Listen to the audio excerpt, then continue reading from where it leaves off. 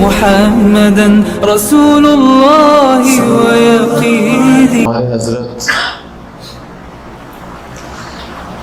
ارشاد فرمایا کرتے تھے کہ ایک عمل ہوتا ہے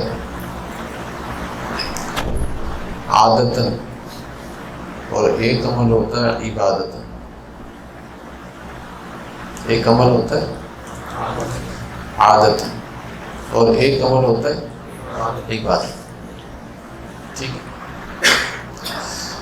اگر کوئی عادتاً عمل کرتا ہے تو حضرت فرمایا کرتے تھے کتنا ہی نیکی کا کام کر رہا ہو، اور وہ عادتاً کرتا ہے تو اس نیکی کے کام کرنے میں اس کو کوئی اجر نہیں ملے گا.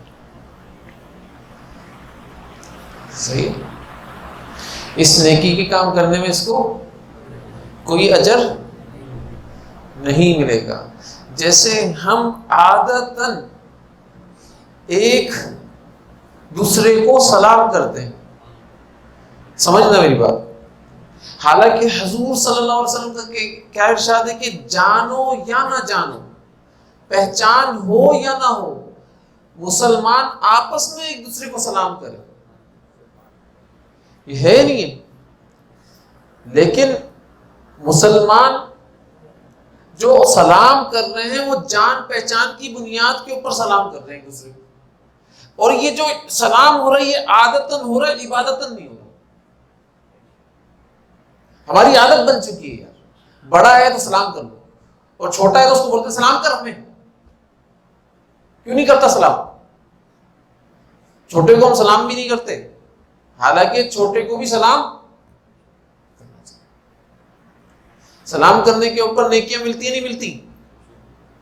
لیکن اس سلام کے اوپر جو حضور صلی اللہ علیہ وسلم کی عادت مبارکہ سے میچ ہوتا ہے اس پر نیکیاں ملیں گی، اور جو حضور صلی اللہ علیہ وسلم کی عادت مبارکہ سے میچ ہی نہیں ہوتا سلام، اس پر کوئی نیکی نہیں ملے گی، اس پر کوئی اجر نہیں. کیوں؟ کیونکہ ہم یہ کام عادتاً کر رہے ہیں، عبادتاً نہیں کر رہے. ایسے ہی حضور صلی اللہ علیہ وسلم نے فرمایا الغسل یوم الجمعۃ یغسل الخطایا من اصول الشعر. یہ حضور صلی اللہ علیہ وسلم کی ذات نے فرمایا کہ جمعے کے دن غسل کرنا ایسا ہے کہ بالوں کی جڑوں سے بھی ساری خطاؤں کو کھینچ لیتا ہے. اب ایک شخص ہے جو جمعے کا غسل عادتاً کرتا ہے، روزانہ ہی نہاتا ہے، تو وہ تو بولے گا یار میں تو روزانہ ہی نہاتا ہوں، جمعے کے دن بھی نہا لوں گا، کیا اس میں؟ اس کے ذہن کے اندر یہ سوچی ہوگی تو میرا تو روزانہ ہی نہانا ہوتا ہے نا. لیکن اگر اس کے ذہن کے اندر یہ حدیث ہوگی تو وہ اور اہتمام کرے گا. اب اس کا جو جمعے کا غسل ہے نا یہ عادتاً نہیں ہوگا، یہ عبادت کے طور پر ہوگا. اب جو یہ جمعے کا غسل کر رہا ہے، اس جمعے کے غسل کرنے کی وجہ سے اس کے اندر سے بالوں کی جڑوں کے اندر سے بھی اس کی خطاؤں کو اللہ تعالیٰ نکال رہے ہوں گے، دھو رہے ہوں گے، ختم فرما رہے ہوں گے. اگر اس نے عادتاً کیا تو اس جمعے کے غسل کے اوپر کوئی اجر اس کے لیے نہیں.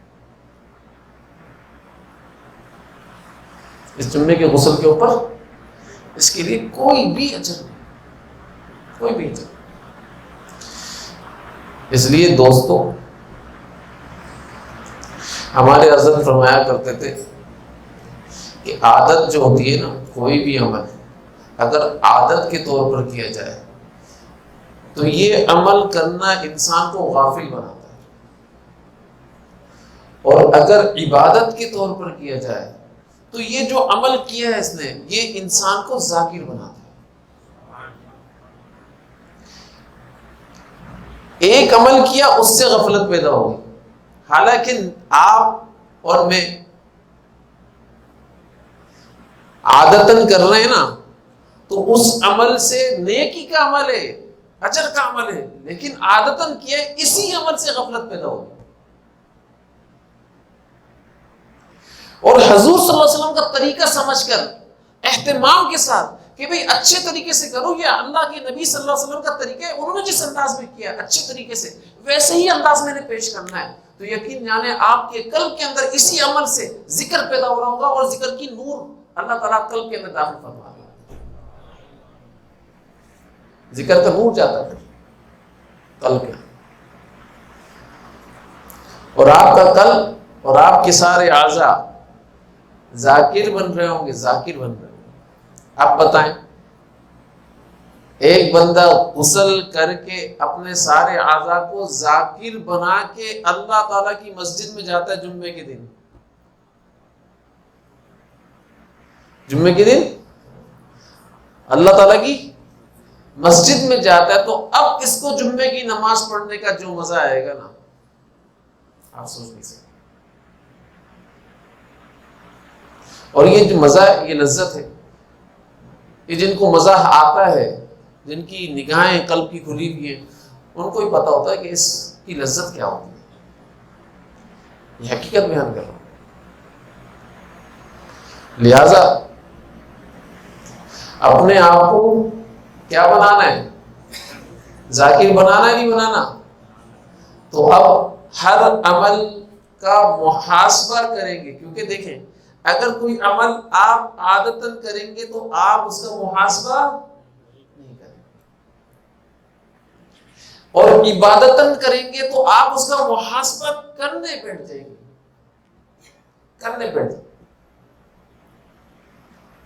جیسے کہ ایک بندہ میرے پاس آیا، اس نے مجھے بولا کہ بھائی میں نے بہت ہی زیادہ انویسٹمنٹ کر دی کسی کاروبار کے اندر، اچھا اب میں روزانہ کا حساب کرتا ہوں نا، تو اس روزانہ کا حساب کرنے کے اندر مجھے 4-5 ہزار روپے روزانہ کم آ رہے ہیں، اور ویسے نظر دیکھتا ہوں، دوڑاتا ہوں، تو مجھے ایسا لگتا ہے کہ مجھے پروفٹ کے اندر جا رہا ہوں، حساب صحیح نہیں آ رہا۔ یہ اس نے مجھ سے شکایت کیا کر 5-5, 6-6 ہزار روپے میرے روزانہ کے کم ہو رہے ہیں، تو اگر ایسے ہی کم ہوتے رہے تو میرا تو سارا ہی سرمایہ ڈوب جائے گا، اور میرے کو ایک دن یہ دکان بند کر کے بھاگنا پڑے گا، کیا کروں؟ میں بہت پریشان ہوں۔ دیکھیں دنیا کی انویسٹمنٹ لگائی ہے اس نے، اور دنیا کی انویسٹمنٹ لگا کر یہ اپنا محاسبہ روزانہ کر رہا ہے۔ تو آپ بھی کسی عمل کے اندر اگر روحانی انویسٹمنٹ لگاؤ نا، تو روحانی انویسٹمنٹ لگانے کے بعد اس عمل کا محاسبہ کیا کرو، اخلاص کتنا تھا اس عمل کے اندر، کتنا اخلاص تھا، کہیں ریاکاری تو نہیں تھی، کہیں اللہ تعالیٰ کی ذات کو ناراض کرنے والا کوئی کام تو میں نے نہیں کر دیا، کہیں اللہ تعالیٰ کی محبت تو کم نہیں ہو گئی اس قلب کے اندر سے، کہیں اللہ کا عشق تو نہیں نکل گیا، اور کہیں دنیا کی محبت میں تو میں نے یہ کام نہیں کر لیا، مخلوق کی محبت میں تو نہیں جا رہا ہوں میں اس کام کے اندر۔ لیکن ڈرتے جائیں اور کرتے جائیں۔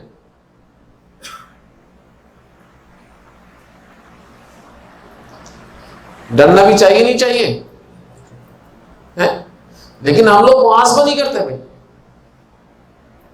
محاسبہ کریں گے تو محاسبہ کرنے کے بعد آپ کے قلب کے اندر ڈر پیدا ہوگا کہ کسی ذات کے لیے محاسبہ کر رہے ہیں، اے اللہ تجھے جیسا عمل چاہیے تھا ویسا نہیں کر سکے۔ بھائی جیسا اللہ نے کسی نے پیپر دیا کسی کو، اور آپ ویسا نہیں کر سکے تو نمبر کی امید ویسے ہی رکھو گے؟ نہیں نا۔ یہاں اللہ کیسے کریم ہے، وہاں تو نے عمل کیا، اور عمل کرنے کے اندر احتساب کیا، محاسبہ کیا اور ڈرا کہ اللہ تیرے حساب کے مطابق کام نہیں ہو سکا ہے، تو اللہ کی کریمی تو دیکھیں، اللہ تعالیٰ اس کو مقبول بنا دیتے ہیں، اور جتنے نمبر اللہ تعالیٰ کی ذات نے دیے ہوئے ہیں اس اجر کے اوپر، اس سے بڑھ کر دیتے ہیں، اس سے بڑھ کر دیتے ہیں۔ کہ اللہ کی کریمی ہوتی۔ تو لہٰذا حضرت فرمایا کرتے تھے کہ بھائی اگر انسان کے اندر اللہ کی محبت ہوگی اور یہ اللہ کی ذات کو جانتا ہوگا، پہچانتا ہوگا نا، تب عمل کا محاسبہ آئے گا اس کے اندر۔ تبھی تو پتہ چلے گا یہ عمل میں کر کس کے لیے رہا ہوں. وہاں وہ دکان کے لیے انویسٹمنٹ کو بار بار گن رہے ہیں، یہ دکان کی انویسٹمنٹ کم نہ ہو جائے.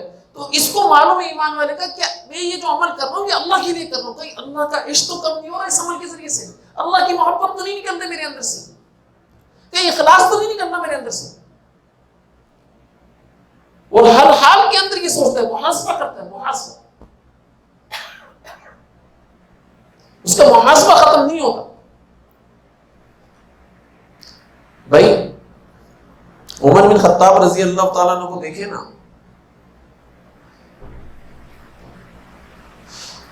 خوف ایسا اور عمل کیسا آپ بتائیں. جن کے لیے فرمایا ہو کہ میرے بعد کوئی نبی ہوتا تو عمر ہوتا،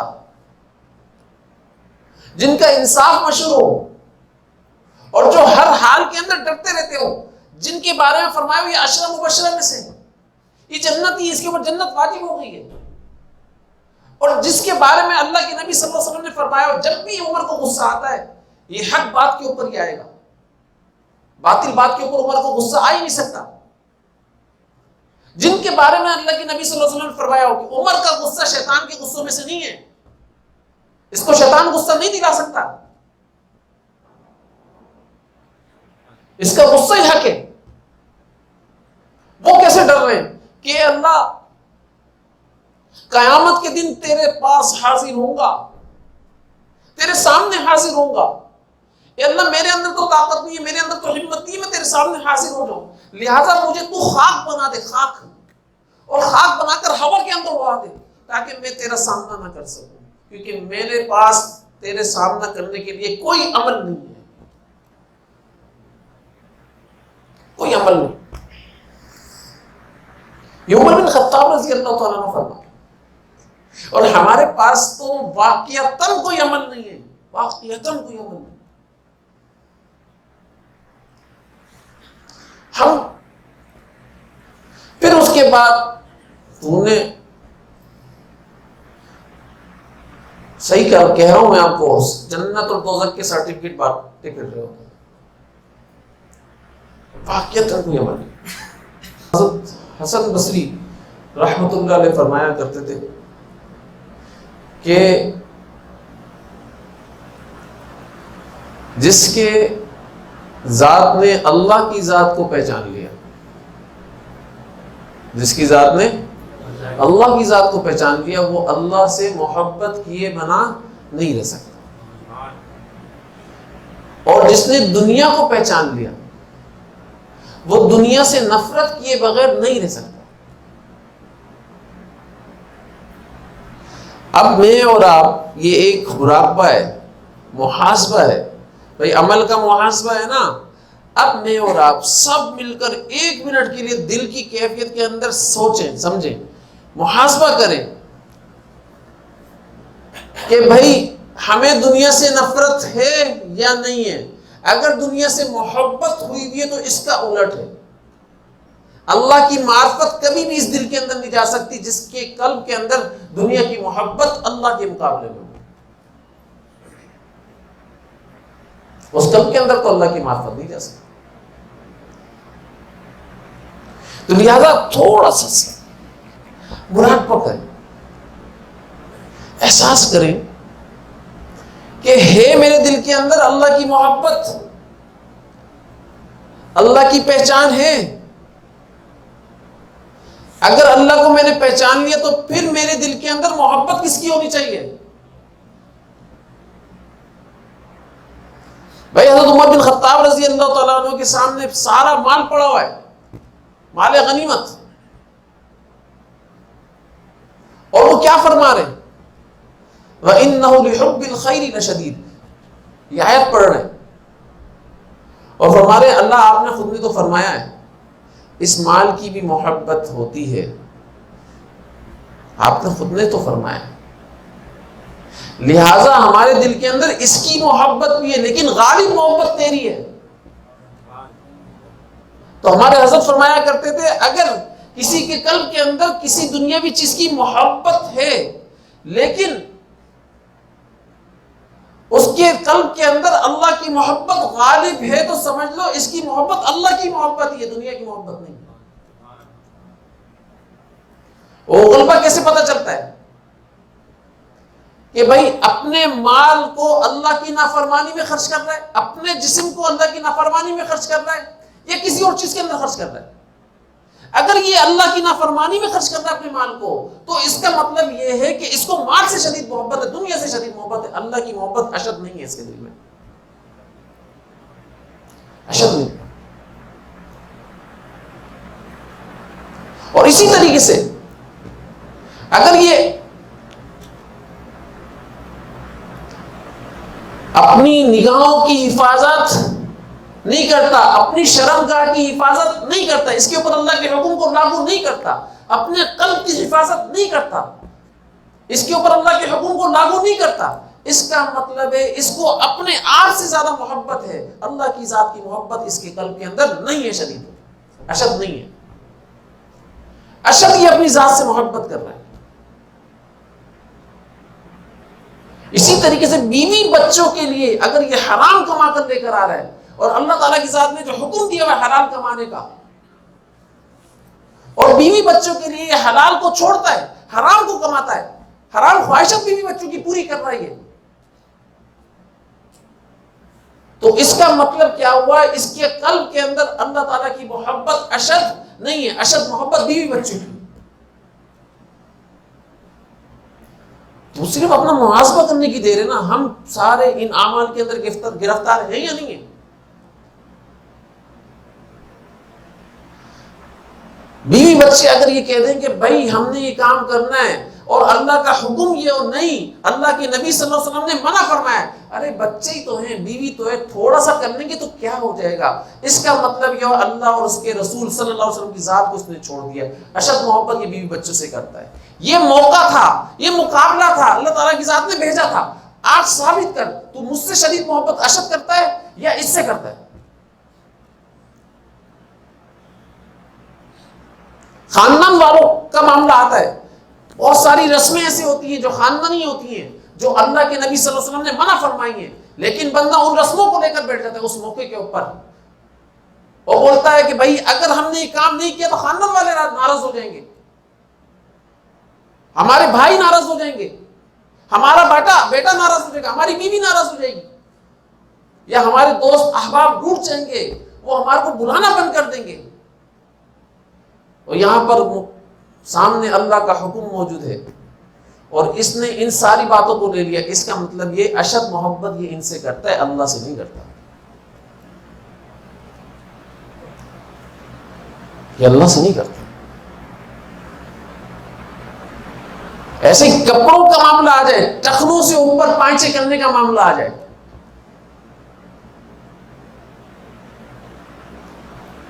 اس وقت یار کیسے پائچے ٹخنوں سے اوپر کریں یار، عجیب سا لگ رہا ہے، دعوت میں ہم پائچے اوپر کر کر جائیں گے کیسے عجیب سا لگے گا یار، اتنے اچھے شوز پہن لیے اس میں پائچے اتنے اونچے یار، کیسا، لوگ دوسرے بھی دیکھنے والے، پائچے تو نیچے کرو، کیسے عجیب سے لگ رہے ہو، دوسرے لوگ بھی، بیوی سب سے پہلے، ارے پائچے تو نیچے کرو، کیسے لگ رہے ہو۔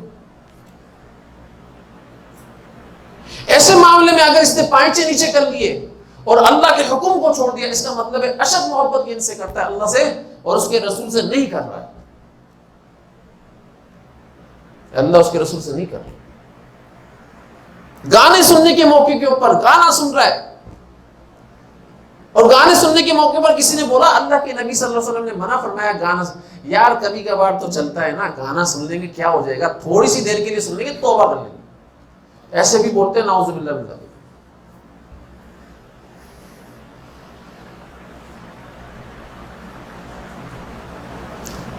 بھائی توبہ تو ایمان کے اوپر ہے نا،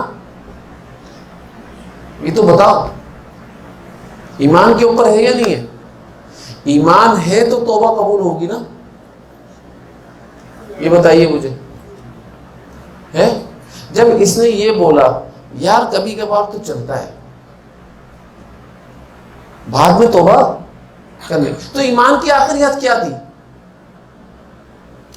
ایمان کی آخری حد تو یہ تھی نا کہ یہ دل کے اندر تو اس کو برا مانے، دل کے اندر تو اس کو برا مان لے، لیکن یہ دل کے اندر برا نہیں مان رہا، اس کے اوپر انجوائے کر رہا ہے، ہلا گلا کر رہا ہے، تو ایمان کی آخری حد سے نکل گیا۔ اب اس کے بعد یہ کتنے بھی توبہ کے الفاظ کے، توبہ قبول کیسے ہوگی ایمان کے بغیر؟ ایک کافر توبہ کرے جا رہا ہے لیکن وہ اسلامی قبول نہیں کرتا، توبہ کیسے قبول ہوگی اس کی؟ ارے جواب تو دو اس کا یار۔ تو علماء حضرات کیا فرماتے ہیں کہ بھائی پہلے تو کلمہ تو پڑھ، کلمہ پڑھ کر اب توبہ کر بھائی۔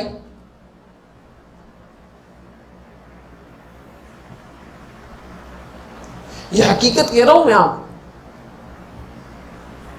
ہمیں پتہ ہی نہیں ہوتی یہ ساری بات، کیونکہ ہم لوگ عبادت جو کر رہے ہیں وہ کس لیے کر رہے ہیں؟ عادتاً کر رہے ہیں۔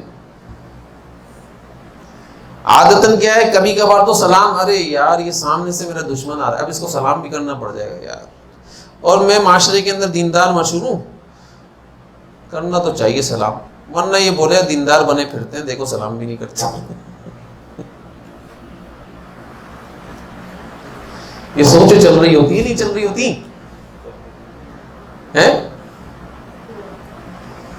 تو اس کا مطلب ہے کہ یہ جو سلام میں کر رہا ہوں یہ بھی سلام رسمن ہے، اس کے اوپر بھی کوئی، تو عادتاً کوئی کام نہیں کرنا ہے بھائی، کس لیے کرنا ہے؟ عبادتاً کرنا ہے۔ اب جو ہم لوگ یہ جو کام کر رہے ہیں، یہ جو موسم آیا ہے بقر عید کا، صحیح ہے نا، قربانی کا موسم چل رہا ہے نہیں چل رہا؟ تو قربانی کے موسم کے اندر ہم جو کام کریں وہ عادتاً کریں گے، عبادتاً کریں گے؟ اگر کوئی عادتاً کر رہا ہے نا، صحیح بتا رہا ہوں میں آپ کو، عادتاً کر رہا ہے تو اس کو اس کام کے اندر ذرہ برابر بھی اجر نہیں ملے گا۔ اس کو معلوم ہونا چاہیے، محاسبہ کرے کہ اس عبادت کے کرنے کے اوپر اللہ تعالیٰ کی ذات کی طرف سے اجر کا وعدہ کیا ہے۔ اللہ مجھ سے اس وقت، عبادت تن کرنے کا مطلب کیا ہے؟ عمل کا ہے، کہ اللہ مجھ سے اس وقت چاہتے کیا ہے اور کیا دینا چاہتے ہیں اس عمل کے اوپر، یہ بات ہے۔ اس بات پر ہو کیا چاہتے ہیں اور کیا دینا، اس بات کے اوپر ہو۔ ابھی جو یہ موسم چل رہا ہے قربانی کا، تو اس بات کے اوپر غور کرے کہ اللہ تعالیٰ مجھ سے اس عمل کے ذریعے سے کیا چاہتے ہیں اور اس عمل کے اوپر کیا دینا چاہتے ہیں، تو پھر یہ پتا چلے گا کہ بھئی اللہ تعالیٰ اس عمل کے اوپر، اللہ تعالیٰ کی ذات نے اجر یہ رکھا ہے۔ حدیث کے اندر آتا ہے، حضور صلی اللہ علیہ وسلم نے فرمایا کہ اللہ تعالیٰ کی ذات کو خون بہانے سے محبوب عمل کوئی، جانوروں کا خون، صحیح ہے نا، یہ ذہن میں رکھیے گا، کہیں کوئی بیوی کو لے کر گھونپ دے، ایسا نہیں، ٹھیک ہے نا۔ بولا حضرت نے فرمایا تھا خون بہانے سے محبوب عمل کوئی نہیں ہے، اس سے بندہ محبوب بنتا ہے، اور کوئی جدی پشتی دشمنی نکال رہا ہو تو بھائی کون سا، ہاں، اور اس کے اوپر اجر کیا ہے؟ دیکھیں اللہ کی محبت میں کیا جانے والا کام جو ہوتا ہے اس پر ایک تو انعام یہ ملتا ہے کہ اللہ تعالیٰ ہمیشگی کی بنیاد کے اوپر اس کو اپنا محبوب بنا لیتے ہیں۔ دوسرا اجر کیا ملتا ہے کہ اس کو ہمیشگی کی بنیاد پر جنت کے اندر داخل فرما دیتے ہیں۔ اور تیسرا اجر کیا ملتا ہے کہ اس کو اللہ تعالیٰ کی ذات، جو سب سے بڑا انعام ہے، سب سے بڑا انعام ہے، اللہ تعالیٰ کی ذات اس کو جنت میں اپنا دیدار نصیب فرمائے۔ یہ سب سے بڑا انعام، سمجھ میں آ رہی ہے؟ یہ اللہ کی محبت میں کیے جانے والے عمل کے اوپر اجر ہے۔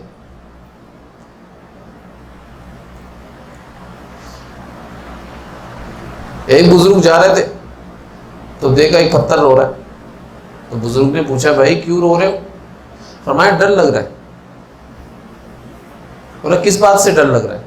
اس بات سے ڈر لگ رہا ہے کہیں اللہ تعالیٰ مجھے جہنم کا ایندھن نہ بنا دے.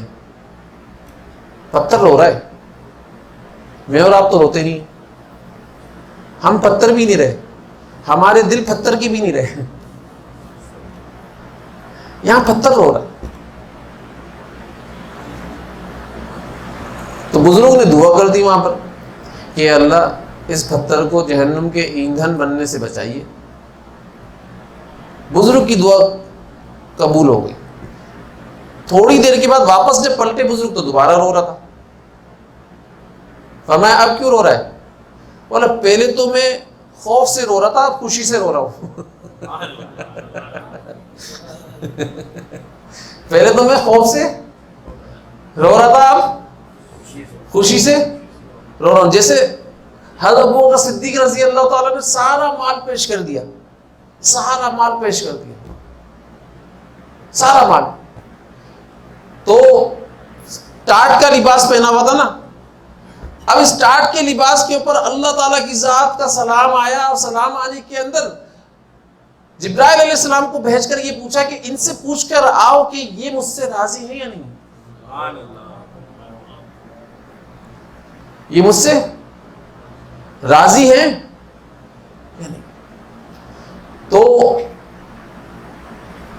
حضرت ابو بکر صدیق رضی اللہ تعالیٰ عنہ اس بات کے اوپر خوب روئے، خوب روئے. تو پوچھا بھائی کیوں رو رہے ہیں آپ، کیوں رو رہے ہیں؟ بولا خوشی کے آنسو ہیں، میں والا غمگین والا نہیں رو رہا ہوں، میں خوشی کے آنسو ہی ہے، خوشی سے بہہ رہے ہیں، میں خوشی والا رو رہا ہوں. تو بعض اوقات انسان کے خوشی میں بھی آنسو بہتے ہیں اور خوف میں بھی آنسو بہتے ہیں، تو خوشی والے آنسو بڑے اچھے ہوتے ہیں، ٹھیک ہے نا. تو اللہ تعالیٰ کی ذات کا انعام کیا مل رہا ہے؟ اللہ تعالیٰ فرما رہے دیکھو دیکھو میرا دیدار تمہیں نصیب ہوگا، میرا دیدار تمہیں نصیب. جہنمیوں کے لیے سب سے بڑی سزا کیا ہے؟ آپ کو پتا ہے یہ بات؟ جہنمیوں کے لیے سب سے بڑی سزا کیا ہے؟ جہنم میں جانا بڑی سزا نہیں ہے، جہنم میں جانا بڑی سزا نہیں ہے. جہنمیوں کے لیے سب سے بڑی سزا اللہ کے دیدار سے محروم ہونا ہے قیامت والے دن.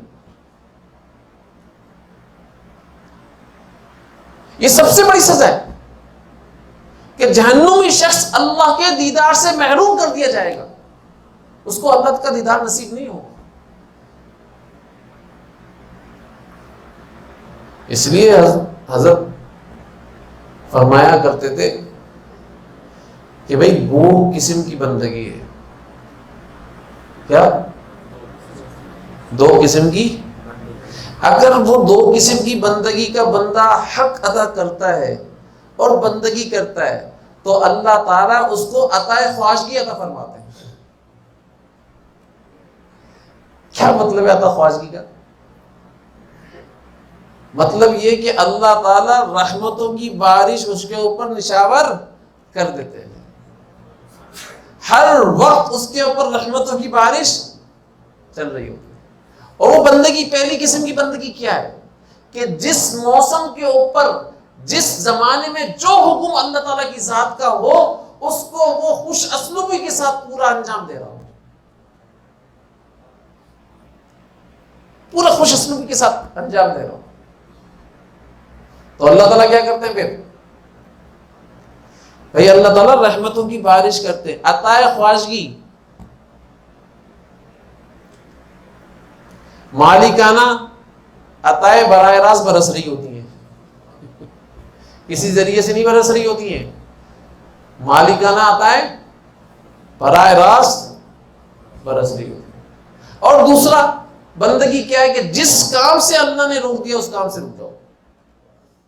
يا ربي يا من هو مرشدي أيقنت أن إليك مرادي وموعدي فعشقت كل حروف كتابك مهتدي ومقتدي بنبيك الآن